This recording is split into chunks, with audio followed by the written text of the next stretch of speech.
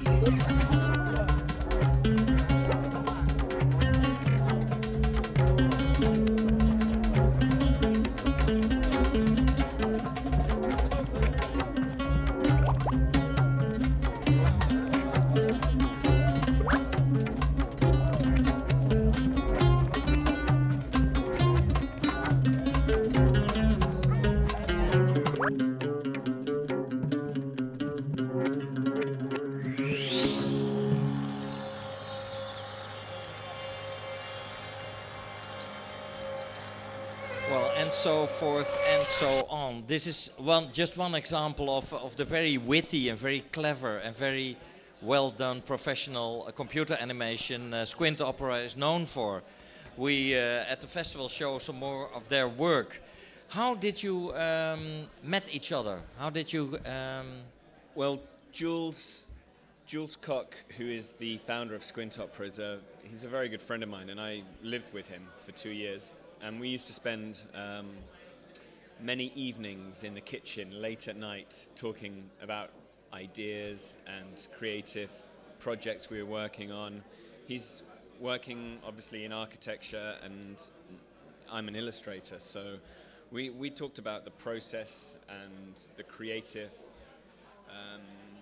the creative process that we went through in projects and how we reached the final, solution to projects like, the Jeddah project that he's done there, and so we spent many months talking about these kind of things, and we decided we wanted to collaborate somehow. And I guess I've just been upstairs watching a movie, John Lardner, and one of the things I thought about that movie was these guys, they always start with just a pencil and a paper. It's always start like that. It's always start with a doodle. A little doodle on a page, and it's what I do for a living. I do books and advertising, and it was the side of my work that is interpreted in architecture, and how Jules's projects could kind of come together with that. And so we talked about the organic process of like how a city grows and how we could do something with illustration and the many different styles of illustration and the many different styles of architecture, and how we could do something that we could take around at festivals like this one and create an interactive experience. So that's kind of how it came about. So that's how Doodle Earth started. Yeah. And from the moment it was launched, it was a big success. Well, it's just something that is an ongoing thing. We've been doing it on and off for 2 or 3 years at festivals. So it's not something we always do all the time. No, I understand. It's always very successful when we do it. People love it no matter where we do it, and we've done it in many different cities around the world now, and the response is always good. People love to, just have a drink and get creative. Well, to let the people know, those who haven't been upstairs, maybe they can see it later on.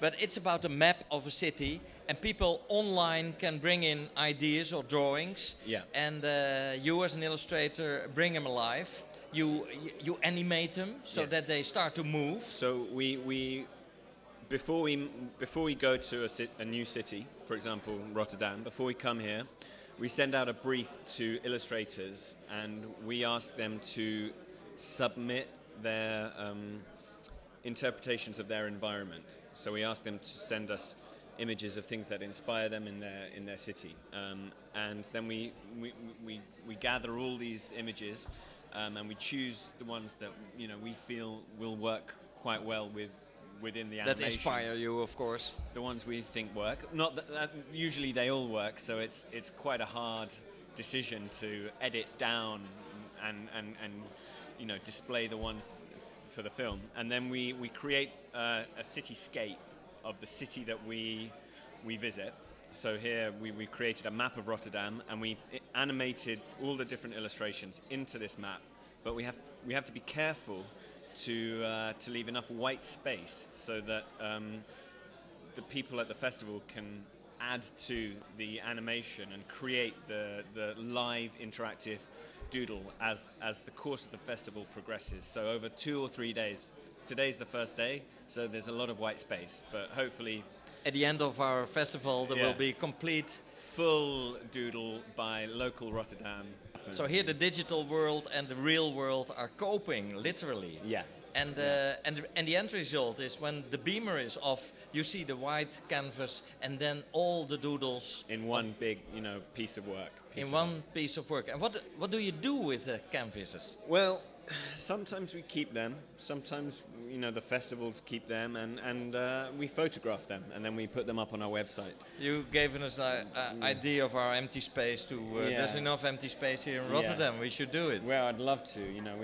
We definitely want to export this idea to other cities. Well, you're very welcome and to come over and start this experiment here in Rotterdam. Well, it's been great so far. Thank you. Well, thank you very much for coming over, Thank and you. I hope at the end of the time the white canvas is completely filled. Thanks a lot. Thank you.